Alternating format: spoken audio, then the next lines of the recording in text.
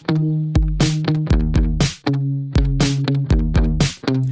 dust has settled. We finally know what the results are for the statewide ballot measures here in the state of California. You're listening to the Segovia Show.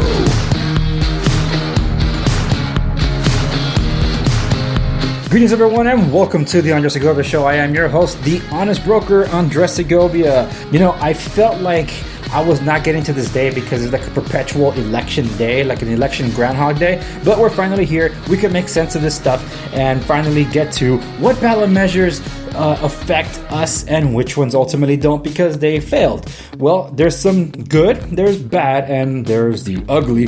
The nitty-gritty of which I'll be getting to on this episode. But before I start, if you are not yet following me on YouTube, by all means follow me on YouTube. Subscribe, like the video, and share with everybody you know. I do cover other content there that's video-based that is complementary to the podcast.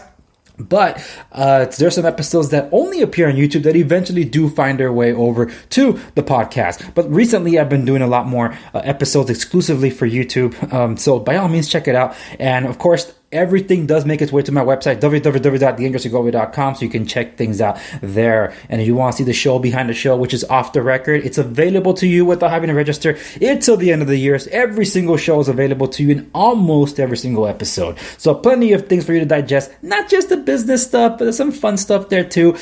Culture, politics, whatever, Hollywood, it's all fair game, and music. So by all means, check it out. Now, for those of you that are wondering, when am I going to get another interview on the show? I'm long overdue for interviews. I know that, but it's been a crazy season with a lot of information that I had to go through. So I've had to push a lot of those interviews out, but I'm really counting on at least getting one interview scheduled in before the end of the year. And for those of you interested in being put on the consideration list to appear on the program, by all means, keep sending your interview requests over at andres@segoviares.com. That's andres@segoviares.com. All right, let's get to this, shall we? We have 12 ballot propositions or ballot measures that were on the ballot this year for California. And one of the first ones up was Proposition 14, which is bonds to continue stem cell research. That one did pass. So, folks, we just borrowed more money, which is going to come out of your pocket. So that was a yes vote.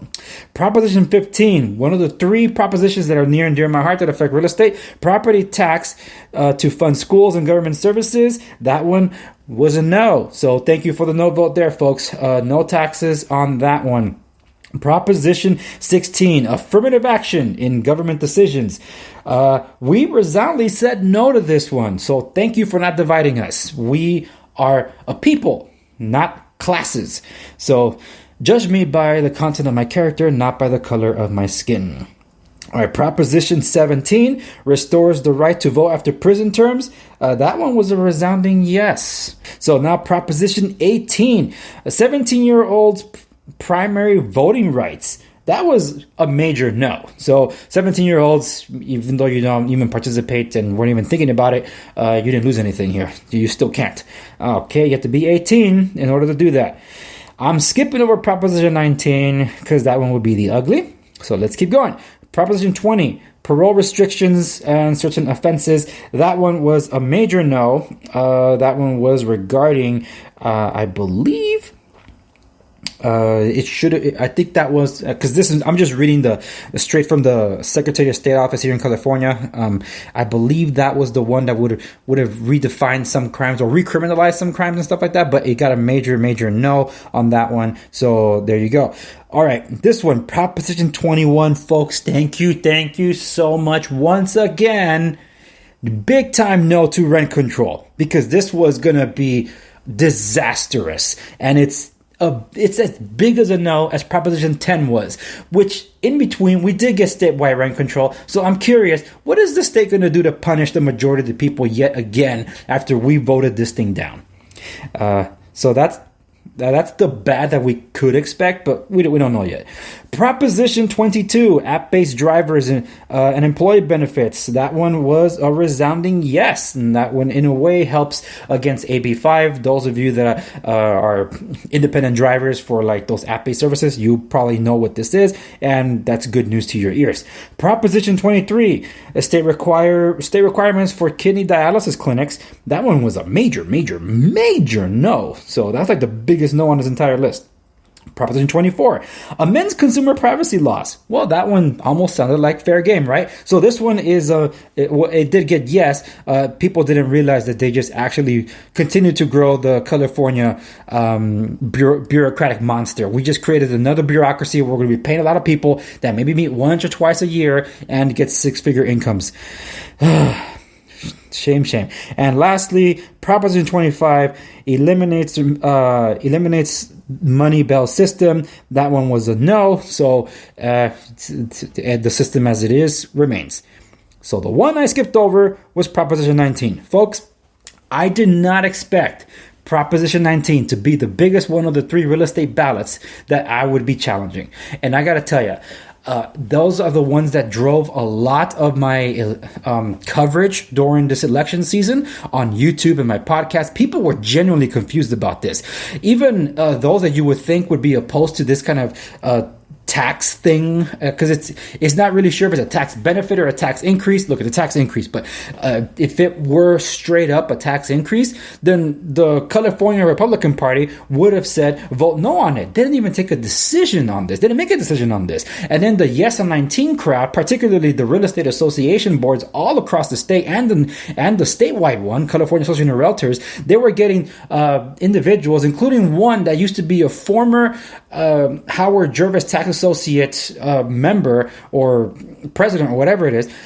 They got him on board because he was saying yes to Proposition 19 to give the illusion that this was a great tax benefit to people and that we should do this. Folks, Proposition 19 passed with the yes. It was coming down to the wire, but 300,000 votes was separated the yes and the no. It was a really tight one, and I'm disappointed it went to the yes way, because now it sounds like the senior citizens, the disabled, and the wildfire victims have this tax benefit that they can take with themselves and also to anybody else that wants to exercise this right. But it came at the cost of tax benefits that were already in place for those same families. People were already able to take their tax bill to another property. And now what they're saying is, because of the elimination of other propositions that afford those rights, now we cannot pass on our property to our kids or grandchildren without getting them tax reassessed. Tax reassessment, it works like this. If you bought a property 10 years ago, 20 years ago, 30 years ago, just take any measurement and you know that prices were cheaper back then as they are now when you compare apples to apples, right? If you're passing on your property onto somebody else without a monetary exchange, in other words, you're not selling it, there's no reason the office of the assessor should be coming over and say, well, the value of the property today is this much, therefore the tax should be this much. Say, yeah, but I'm not selling it, so why are you going to tax me? I'm just giving it to my kids or my grandchildren. Okay, it's an inheritance type thing. Well, now we've given the state the right to steal money away from families. Where they say, okay, so you're passing this on to your kids and your grandchildren? Here's a tax bill. It's like, but I'm not selling it to them. Oh, well. Like, no, that's awful. So I've been getting questions, and it's a question that I had on my mind, but because there was just basically a proposition now it's going to be coming to law, how is this going to affect trust properties or living trust? That's what the living trust is supposed to shield us from, these kind of taxes whenever these laws change. But now that this is happening, how will it affect it? I don't know, but I'll be doing the legwork and getting the answers. And as soon as I have them, believe me, I will share it with you. And on top of all this confusion with the Proposition 19, we just created yet another California bureaucracy. Something about wildfire study and prevention stuff. You gotta be kidding me. How many more people are going to be hired for a public agency to just sit there and look at, oh, this is why.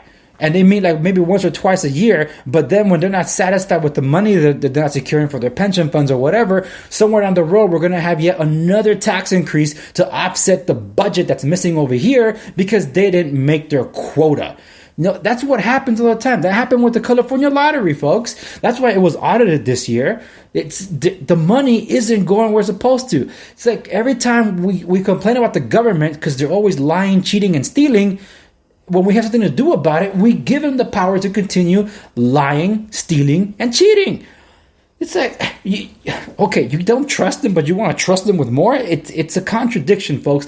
But this was a lie that was buried in Proposition 19. It confused the heck out of everybody. So I'm not blaming anyone for this way or that or the other. But I do hope that it may be the midterms. We might have some kind of repeal for this because the behavior of California residents on how they voted this past election cycle, folks, if you find yourself disagreeing with Republicans or conservative values, most of the way that everybody voted here in California was along conservative values, with the exception of Proposition 19, which came down to the wire, which even conservatives were confused about, so I don't blame them.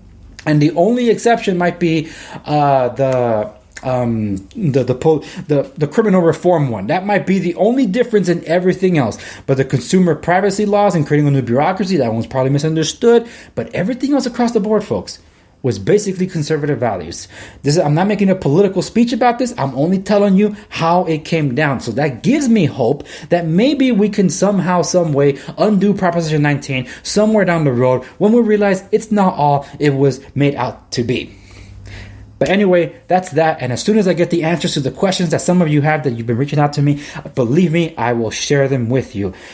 So that's it for this episode. Thank you so much for joining me on this episode of the Segovia Show. Remember to like, share, and subscribe. Right now, it's a crazy, crazy time, and I've been caught in the crossfires of big tech censorship just because I used the wrong word or whatever that they put in some algorithm, and unfortunately, I've been throttled big time. So I can only get my voice out there whenever you help me share my voice. So I really do depend on you to spread the word, and I really appreciate it when you do that. So thank you so much once again for listening to this episode of the program. As always, I will see you on the next one.